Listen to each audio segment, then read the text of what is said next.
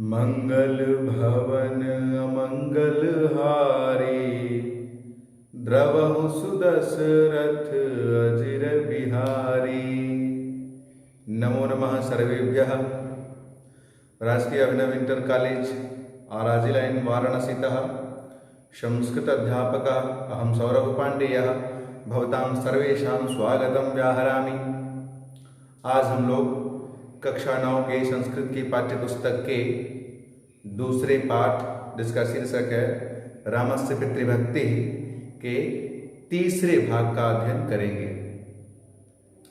पाठ को प्रारंभ करने से पहले आज हम लोग अपनी पूरी कक्षा की रूपरेखा पे एक बार प्रकाश डालते हैं। सबसे पहले हम लोग पूर्व की कक्षा में पढ़े गए विषय वस्तु के सारांश का पाठ करेंगे, सारांश पर प्रकाश डालेंगे। उसके बाद आज पढ़ाए जा रहे पाठ के सार के ऊपर चर्चा करेंगे। पुनः पाठ का उद्देश्य क्या है, इस पाठ को पढ़ने से आपका क्या लाभ होगा, इस पर प्रकाश डालेंगे। पुनः पाठ समाप्ति के पश्चात आज के पाठ के सारांश के ऊपर विचार करते हुए अंतिम में गृह कार्य पे परिचर्चा करेंगे। यह हो गई आज के पाठ की रूपरेखा। अब यह देखिए कि क्रम क्या रहेगा हम लोगों का और किस विधा के द्वारा हम लोग अध्ययन करेंगे। सबसे पहले शुद्ध उच्चारण के महत्व को आप सभी समझते हैं, इसीलिए प्रत्येक श्लोकों का सस्वर पाठ करेंगे। सस्वर पाठ करने के पश्चात उस श्लोक का अन्वय देखेंगे। अन्वय के उपरांत कठिन शब्दों का प्रयोग जो उस श्लोक में हुआ है उसका विश्लेषण करेंगे, उन सभी शब्दों का अर्थ देखेंगे और फिर सामान्य रूप से उस श्लोक का क्या अर्थ है इसको समझने के पश्चात अंत में एक व्याख्यात्मक दृष्टिकोण से उस श्लोक के अर्थ के ऊपर, मूल भाव के ऊपर विस्तृत चर्चा भी करेंगे, जिससे कि विषय वस्तु पूरी तरह से स्पष्ट हो जाए। आइए हम लोग अपनी कक्षा का प्रारंभ करते हैं। सबसे पहले पूर्व कक्षा में पढ़े गए पाठ्य वस्तु के ऊपर एक बार प्रकाश डालते हैं। पिछली कक्षाओं में हमने यहाँ तक पढ़ा था कि भगवान राम महल में आते ही अपने पिता की दयनीय स्थिति को देखते हैं और उन्हें प्रणाम करके माता कैकेयी को प्रणाम करते हैं और उसके बाद पिता का कारण पूछते हैं। साथ ही साथ यह प्रकट करते हैं कि अगर मुझसे कोई गलती हुई है जिसके कारण मेरे पिता की यह स्थिति हुई है तो मैं जीवित रहना नहीं चाहता हूँ। हे माता, आप मुझे बताइए कि पिता की यह स्थिति कैसे हुई। कैकेयी ने भगवान राम से कहा कि तुम इनको अत्यंत प्रिय हो, अर्थात राजा दशरथ को तुम अत्यंत प्रिय हो, इसीलिए यह तुमसे कुछ भी नहीं कह पाएंगे कि तुम ये करो या तुम वो करो। कोई भी अप्रिय बात ये तुमसे नहीं कह सकते, इनके मुख से वाणी नहीं निकल रही है। इसीलिए अगर तुम वह करने के लिए तैयार हो जाओ जो ये चाहते हैं, तब मैं तुम्हें सारी बातें बता दूंगी। अर्थात कैकेयी के मन में ये कहीं ना कहीं शक था कि भगवान राम शायद अपने पिता की बात को मानने के लिए तैयार हो ही नहीं। यद्यपि भगवान राम पुनः पुनः यह विश्वास दिलाते हैं कि पिता से बढ़कर उनके लिए कोई नहीं है, वो अपने पिता दशरथ के लिए कुछ भी कर सकते हैं। फिर भी कैकेयी ने यह उनसे कहा कि तुम प्रिय हो, इसीलिए अप्रिय ये नहीं कह पा रहे हैं। इस परिस्थिति में अगर तुम यह प्रण लो कि जो कुछ भी इन्होंने मुझसे कहा वह तुम करोगे, तब मैं तुम्हें सारी बात बता दूंगी। यह सुन करके भगवान राम दुखी हुए। दुखी क्यों हुए? क्योंकि उन्हें लग रहा था कि मेरी माता मुझ पर संदेह कर रही है कि मैं पिता की बात मानूंगा या नहीं मानूंगा, ऐसा सोच रही हैं। यह सोच करके, यह सुन करके भगवान राम दुखी हुए और दुखी होकर के उन्होंने क्या कहा, यही हम लोग आज पढ़ेंगे कि भगवान राम ने माता कैकेयी की बातों को सुन करके क्या प्रतिक्रिया दी, पिता के प्रति भगवान राम का क्या समर्पण था, भगवान राम अपने पिता के लिए क्या क्या कर सकते थे और क्या वो सोचते हैं। ये सारी बातें आज हम लोग पढ़ेंगे। साथ ही आज ही यह भी पढ़ेंगे कि माता कैकेयी ने कौन से 2 वर राजा दशरथ से मांगे थे। वो 2 वर कौन थे वह भी आज ही पढ़ा जाएगा। ये तो हो गई आज के पाठ्य वस्तु के ऊपर चर्चा।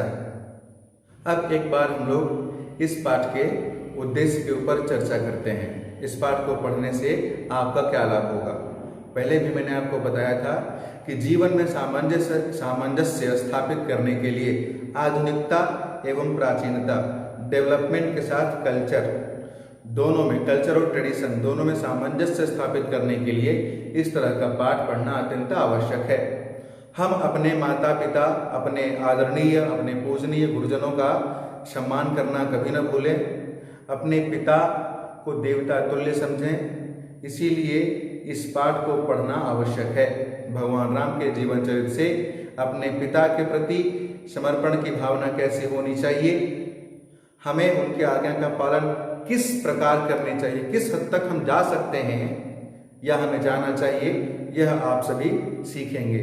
एक श्लोक आपने पढ़ा होगा, सुना होगा, त्वमेव माता च पिता त्वमेव, त्वमेव बंधुश्च सखा त्वमेव, त्वमेव विद्या द्रविड़ं त्वमेव, त्वमेव सर्वं मम देव देव।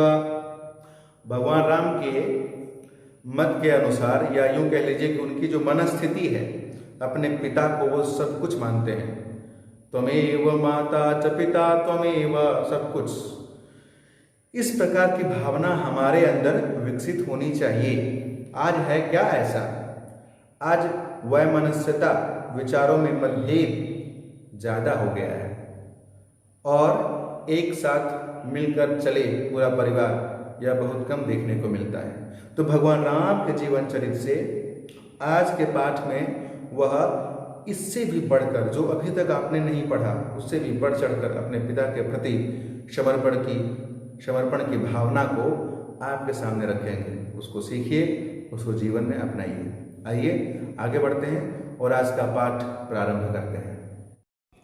इस अध्याय का 15वां और आज के पाठ का पहला श्लोक देखिए। सस्वर पाठ सबसे पहले करेंगे। अहो धिन्नार्हसे देवी वक्तुं मामीदृशं वचः, अहं हि वचनाद्राज्ञः पतेयमपि पावके। इस श्लोक का अन्वय। अहो धिंग माम देवी त्वम ईदृशं वचः वक्तुं न अर्हसे, राज्ञः वचनात् ही अहम पावके अपि पतेयम। इस श्लोक के प्रयुक्त कठिन शब्दों का अर्थ देखें। धिंग अर्थात धिक्कार है, अर्हसे उचित है या योग्य है, माम मुझे, ईदृशम इस प्रकार के, ही निश्चय ही, पतेयम गिर सकता हूँ, पावके अर्थात अग्नि में। अर्थ देखें इस श्लोक का। अहो मुझे धिक्कार है, हे देवी तुम्हें मुझको इस प्रकार के वचन कहना उचित नहीं है। मैं निश्चय ही राजा अर्थात पिता की आज्ञा से अग्नि में भी गिर सकता हूँ। जब राम को अनुभव हुआ कि कैकेयी उनके वचन पालन के प्रति पूर्ण रूपेण आश्वस्त नहीं है, तब उन्होंने उसे विश्वास दिलाने के लिए कहा कि पिता की आज्ञा यदि उनके लिए प्राणघातक भी होगी, तब भी वे उसे पूर्ण करने के लिए वचनबद्ध हैं। अब इस श्लोक के अर्थ पर विस्तृत चर्चा देखिए। भगवान राम ने कहा कैकेयी की बातों को सुनकर के, धिक्कार है मेरे ऊपर। कैकेयी को नहीं कहा उन्होंने, अपने लिए कहा, धिक्कार है मेरे ऊपर। और आप माता कैकेयी ऐसा नहीं बोल सकती हैं। क्या नहीं बोल सकती हैं? राजा अगर कहे तो मैं अग्नि में भी कूद जाऊं, अर्थात प्राण की आहुति भी दे दूं। धिक्कार है अगर मैंने ऐसा सोचा भी कि मैं उनके आज्ञा का पालन नहीं करूंगा। और आप हे माता ऐसी शंका अपने मन में मत रखिए कि मैं राजा के आज्ञा का पालन करूंगा या नहीं करूंगा। अगर वो कह दें तो मैं अग्नि में भी कूद जाऊं। पिता के प्रति कैसी भक्ति थी राम के अंदर, राम के हृदय में, मन में, मस्तिष्क में, यह देखने लायक है कि आज के समय में पुत्र के अंदर पिता के प्रति ऐसी भावना होती है। सीखिए कि पिता के प्रति कैसी समर्पण की भावना होती थी और उसे अपनाने का प्रयास करिए। यह सीख मिल रही है हमें इस कथा से। भगवान राम का पिता के प्रति समर्पण की भावना कैसी थी, इसको जीवन में अपनाने की आवश्यकता है। तो भगवान राम ने यही कहा कि आप ऐसा नहीं कह सकती हैं, धिक्कार है मेरे ऊपर अगर मैंने उनकी बातों को नहीं माना। अगर वो कह दें तो मैं अग्नि में भी कूद जाऊंगा बिना सोचे। बिना एक क्षण विचार किए। आगे क्या होता है देखिए। अगला श्लोक, भक्षयेयं विषं तीक्ष्णं पतेयमपि चार्णवे नियुक्तो गुरुणा पित्रा नृपेण च हितेन च।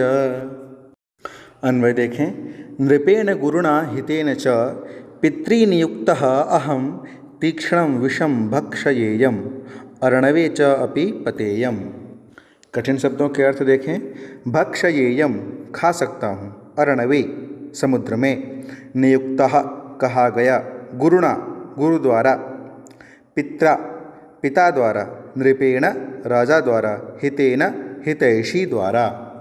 अर्थ देखिए इस श्लोक का, यदि राजा, गुरु, पिता और हितैषी मुझे आदेश दें तो मैं तेज विष खा सकता हूँ और समुद्र में गिर सकता हूँ। तात्पर्य यह है कि राजा, गुरु और पिता तो श्रेष्ठ होते ही हैं, उनकी आज्ञा का पालन तो आवश्यक है ही, लेकिन राम तो उनकी आज्ञा का पालन करने के लिए भी तत्पर हैं जो उनका हित चाहते हैं। अब इस श्लोक का विस्तृत अर्थ पे एक बार चर्चा देखिए। चूंकि कैकेयी ने संदेह किया था भगवान राम पर, इसलिए बार बार वो यह सिद्ध करना चाह रहे हैं कि वह किस प्रकार की भक्ति अपने अंदर पिता के प्रति रखते हैं। आगे वो कहते हैं कि गुरु के द्वारा, राजा के द्वारा या पिता के द्वारा, और तो और छोड़िए, जो मेरे बारे में अच्छा सोचते हैं, मेरे लिए हितकर सोचते हैं, वे अगर कह दें तो मैं कठिन से कठिन विष का भी पान कर लूँगा। मैं गहरे समुद्र में भी कूदने से बिल्कुल संकोच नहीं करूँगा। अर्थात गुरु सम्माननीय है हमारे लिए, पिता भी सम्माननीय है। इसके अतिरिक्त अगर कोई हितचिंतक है, कोई हमारे बारे में अच्छा सोचता है, वह व्यक्ति भी अगर मुझे कुछ कह दे वो मैं निश्चित रूप से करूँगा। मैं कठिन से कठिन विष का भी पान करने के लिए तैयार हूँ। मैं गहरे समुद्र में कूदने के लिए भी तैयार हूँ। हर प्रकार से भगवान राम आश्वस्त करना चाह रहे हैं कि आप निसंकोच कहिए, माता कैकेयी, जो कुछ भी मेरे पिता ने आपसे कहा मैं उसे करूँगा, निश्चित रूप से करूँगा, तनिक भी पीछे नहीं हटूँगा। ऐसी दृढ़ प्रतिज्ञा, अपने पिता के प्रति प्रेम और समर्पण को भगवान राम बार बार जागृत कर रहे हैं। किसके समक्ष? माता कैकेयी के समक्ष। आगे देखिए 17वां श्लोक देखें। तद्ब्रूहि वचनं देवी राज्ञो यदभिकांक्षितं करिष्ये प्रतिजाने च रामो द्विर्नाभिभाषते। अन्वय देखिए इस श्लोक का। देवी राज्ञः यद अभिकांक्षितं तद्वचनं मां ब्रूहि अहं प्रतिजाने तत् अहं करिष्ये रामः द्विः न अभिभाषते। इस श्लोक के कठिन शब्दों का अर्थ देखें। ब्रूहि अर्थात कहो, अभिकांक्षितम अभिलषित को, प्रतिजाने प्रतिज्ञा करता हूँ, द्विह न अभिभाषते दो तरह की बात नहीं करता है। अर्थ देखिए इस श्लोक का। हे देवी, राजा की जो अभिलाषा है वह आप मुझे बतलाइए, मैं प्रतिज्ञा करता हूँ कि उसका पालन अवश्य करूँगा। राम दो प्रकार की बात नहीं करता है। तात्पर्य यह है कि राम कभी असत्य भाषण नहीं करता है। अब इस श्लोक का विस्तृत रूप में अर्थ पे चर्चा करते हैं। भगवान राम आगे कहते हैं कि राजा दशरथ ने जो कुछ भी आपसे कहा, जो कुछ भी उनका आदेश है, जो कुछ भी वो आज्ञा देंगे, आप कहिए, मैं निश्चित रूप से उसका पालन करूंगा, क्योंकि रामो दुर्नाभिभाषते, राम दो मुही बात करता ही नहीं। अर्थात राम कभी असत्य नहीं बोलता। प्राण भले दे दे, प्राण जाए पर वचन न जाए। जो मैंने वचन दे दिया, जो मैंने प्रॉमिस किया, जो मैंने शपथ ले लिया, उसको कभी नहीं तोड़ूंगा। बार बार राम आश्वस्त करना चाह रहे हैं। जो कुछ भी कहा, निवेदन कर रहे हैं, जो कुछ भी कहा मेरे पिता ने, राजा दशरथ ने आपसे, वो सब कुछ मुझसे कहिए, क्योंकि मैं कभी झूठ नहीं बोलता। रामो दुर्नाभिभाषते, दो तरह की बातें मैं नहीं करता। आप मुझ पर भरोसा करिए, प्राण भले चले जाए वचन नहीं तोड़ूंगा। ऐसा बोल करके भगवान राम पूरी तरह से कैकेयी को आश्वस्त कर रहे हैं, बार बार आश्वस्त करने का प्रयास कर रहे हैं।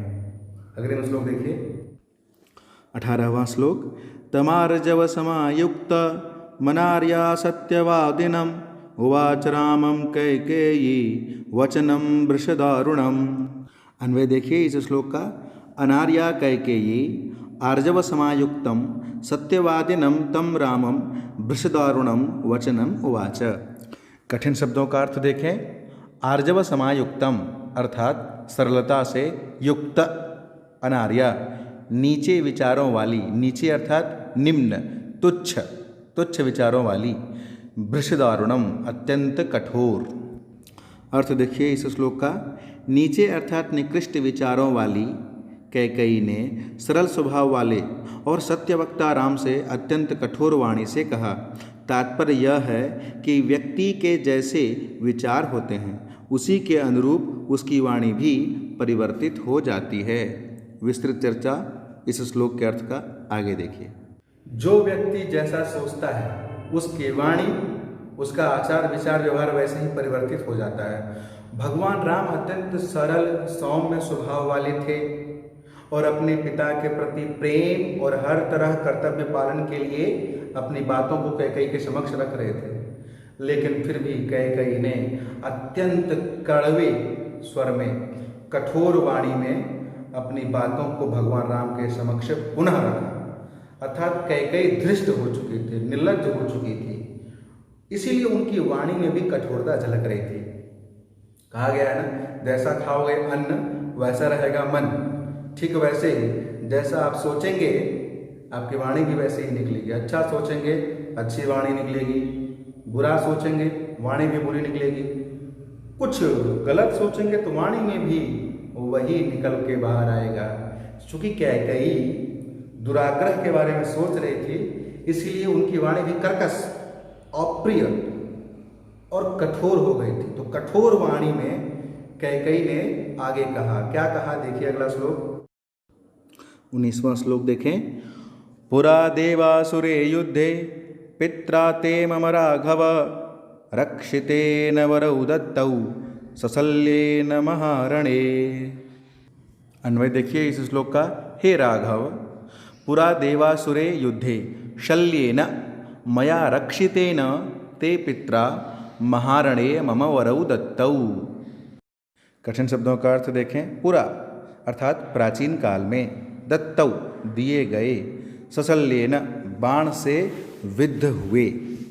विद्ध से यहाँ आप समझिएगा घायल, बाण से घायल हुए। अर्थ देखिए इस श्लोक का। हे राघव, प्राचीन काल में देवताओं और असुरों के बीच होने वाले युद्ध में बाण से विद्ध हुए और मेरे द्वारा रक्षित तुम्हारे पिता ने उसी महान युद्ध भूमि में ही मुझे 2 वर प्रदान किए थे। अब इस श्लोक का विस्तृत अर्थ देखते हैं। अब कैकेयी मेन बात बताने जा रही है, ध्यान से सुनिएगा कि पूरा प्राचीन काल में देवताओं और असुरों के मध्य में हो रहे थे युद्ध। उस युद्ध में मैंने तुम्हारे पिता की रक्षा की थी और उस रक्षा करने के परिणाम स्वरूप पिता ने मेरा अभिवादन किया था, मेरा सम्मान किया था और मुझे 2 वर मांगने के लिए कहे थे और फिर मैंने उसी 2 वर को आज इनसे मांगा और उसी 2 वर मांगने के कारण आज राजा दशरथ की यह स्थिति हुई है। अर्थात पूरी घटना को कैकेयी बताती हैं कि 2 वर की पीछे कहानी क्या है। तो चूंकि मैंने राजा दशरथ के प्राणों की रक्षा की थी इसके कारण वो प्रसन्न हो गए थे। इन्होंने मेरा अभिवादन किया था, अभिवादन करके प्रसन्न होकर के मुझे इन्होंने कुछ मांगने को कहा, लेकिन मैंने कहा था जब भी मुझे जरूरत पड़ेगी मैं आपसे मांग लूंगी और उसी के परिणाम स्वरूप मैंने 2 वर इनसे मांग लिया। अब वो 2 वर कौन थे अग्रिम श्लोक में देखिए। 20वां श्लोक। तत्र मे याचितो राजा भरतस्याभिषेचनम गमनम दंडकारण्ये तव चाद्यैव राघव। अब इस श्लोक का अन्वय देखें। हे राघव, तत्र एकेन मे भरतस्य अभिषेचनम द्वितीयेन अद्यैव तव दंडकारण्ये गमनम च राजा याचितः। अब कठिन शब्दों के अर्थ देखिए। तत्र मतलब वहाँ, याचितः मांगा, अभिषेचनम अभिषेक अर्थात राज्याभिषेक, दंडकारण्ये दंडक वन में, तव तुम्हारा, अद्य एव आज ही। अर्थ इस श्लोक का देखें। हे राघव, उन वरों में से मैंने राजा से एक वर्षे भरत का राज्याभिषेक और दूसरे वर्षे आज ही तुम्हारा दंडक वन में जाना मांगा था। विस्तृत चर्चा आगे देखिए। अब रामायण का कह लीजिए यह मूल है, यह घटना। वो दो वर कौन थे? तो एकेन भरतस्य राज्याभिषेचनम, अर्थात पहले वर के द्वारा मैंने क्या मांगा कि भरत का राज्याभिषेक। राज्याभिषेक किसका होने वाला था? भगवान राम का। क्यों? वो ज्येष्ठ थे और ऐसी परंपरा है, ज्येष्ठ पुत्र ही राजा होता है। तो उसकी जगह भगवान राम के राज्याभिषेक की जगह आप किसका राज्याभिषेक करिए? भरत का। तो ये कुटिलतापूर्ण स्वभाव परिलक्षित हो रहा है। किसका? कैकेयी का। किसके प्रति? राम के प्रति। क्योंकि राम उसके पुत्र नहीं है, राम है किसके पुत्र? कौशल्या के। और भरत किसके पुत्र हैं? कैकेयी से, जो वर मांग रही है। तो वही कैकेयी मांगती है कि भगवान राम की जगह भरत को राजा बनाइए। पहला वर यही मांगा उन्होंने दशरथ से। इतना ही नहीं, दूसरा वर क्या मांगते हैं कि भगवान राम को अभी इसी वक्त 14 वर्षों के लिए वनवास भेज दिया जाए। दंडकारण्य, कठिन अरण्य, जंगल में वास करने के लिए भगवान राम को भेज दिया जाए। कहाँ राज्याभिषेक होने वाला था, उससे तो हटा ही दीजिए, राज्याभिषेक मत करिए। इसके साथ साथ उनको अयोध्या में रहने का भी अधिकार नहीं दिया जाए, उनको जंगल भेज दिया जाए, उनको वनवास भेज दिया जाए। यह दो वर कैकेयी ने राजा दशरथ से मांगा था। एक, भगवान राम के राज्याभिषेक को न करके उनकी जगह भरत का राज्याभिषेक हो। दूसरा, भगवान राम को केवल राज्याभिषेक से ही वंचित न किया जाए, अपितु अयोध्या में भी रहने का अधिकार न दिया जाए। इनको वन भेज दिया जाए, इनको वनवास भेज दिया जाए। यह कठिन वर दो राजा दशरथ से कैकेयी ने मांगा था। अब आप सोचिए कि हम लोगों के जीवन में कहीं कोई कष्ट आता है, दुख आता है, कोई पीड़ा होती है तो विचलित हो जाते हैं। भगवान राम के जीवन में कितना कष्ट था। वो राज्याभिषेक होने वाला था उनका, वो राजा बनने वाले थे, उससे तो वंचित हुए ही हुए। वन में रहने के लिए उनको भेज दिया गया। देवताओं ने भी अत्यंत कष्ट उठाए हैं। इसीलिए हमें अगर कभी जीवन में कष्ट का अनुभव हो, संसाधनों की कमी की अनुभूति हो, तो हमें से अपने निम्न स्तर के लोगों को देखना चाहिए कि वह तो कम सुविधा में भी इस प्रकार जी रहा है, हम नहीं जी सकते क्या? हमेशा आत्मिक संतुष्टि का आभास होगा। देवताओं ने भी बहुत कष्ट उठाए हैं, इसीलिए हमें भी अपने जीवन में आने वाले कष्टों से कभी भी भयभीत नहीं होना चाहिए। आज का पाठ हम लोग यही समाप्त करते हैं।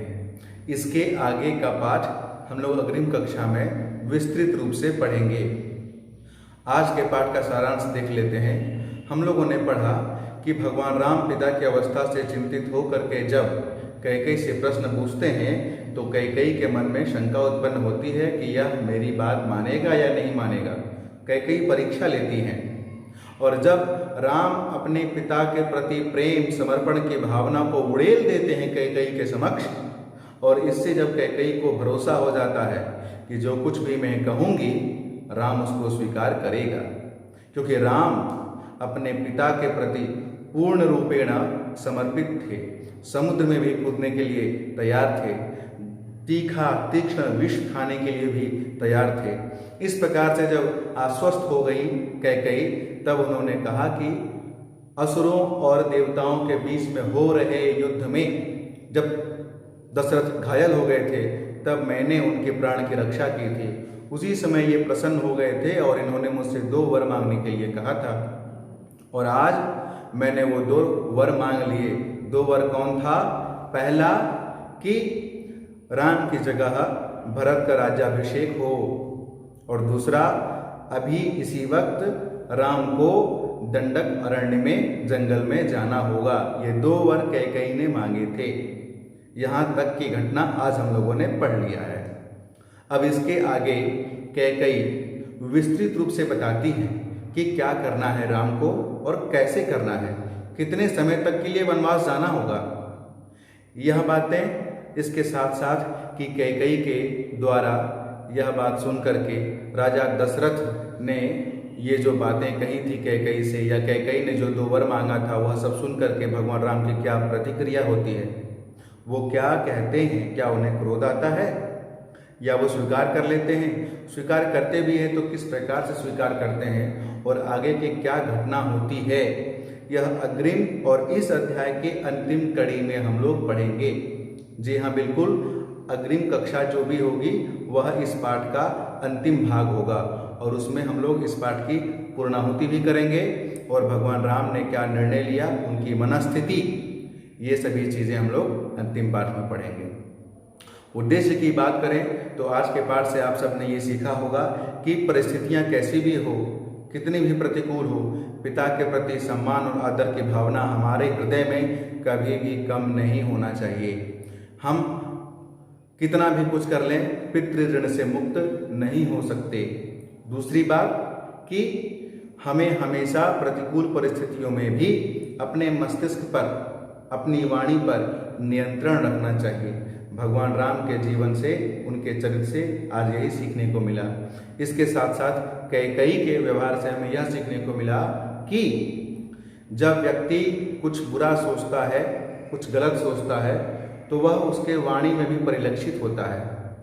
इसीलिए अच्छा सोचिए, अच्छा बोलिए।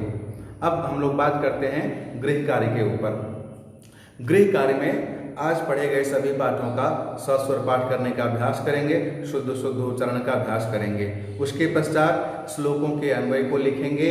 अन्वय के साथ साथ कठिन शब्दों के अर्थों को भी अपने नोटबुक में आप नोट करेंगे और श्लोकों के अर्थ को, उसकी व्याख्या को अपनी भाषा में लिखेंगे, किताबी भाषा में नहीं। किसी भी श्लोक का अर्थ आपने किस प्रकार समझा, अपने भाव में आप किस प्रकार अभिव्यक्त कर पा रहे हैं, इसे आप फेयर में नोट्स का रूप देंगे, नोट के रूप में लिखेंगे। इसके साथ साथ एक प्रश्न और कि आज के पाठ के जितने भी श्लोक आपने पढ़े, उनमें से कौन सा श्लोक आपको सबसे प्रिय लगा, सबसे अच्छा कौन सा श्लोक लगा, उसका क्या भाव है, वह क्यों अच्छा लगा, यह भी आप नोट करेंगे। इस प्रकार गृह कार्य में आप इतने कार्यों को अपने फेयर नोटबुक में, अपने पुस्तिका में अच्छे से लिखेंगे। एक और निवेदन, स्वस्थ रहिए, मस्त रहिए, व्यस्त रहिए, सुरक्षित रहिए, अपना ध्यान रखिए। बहुत बहुत धन्यवाद।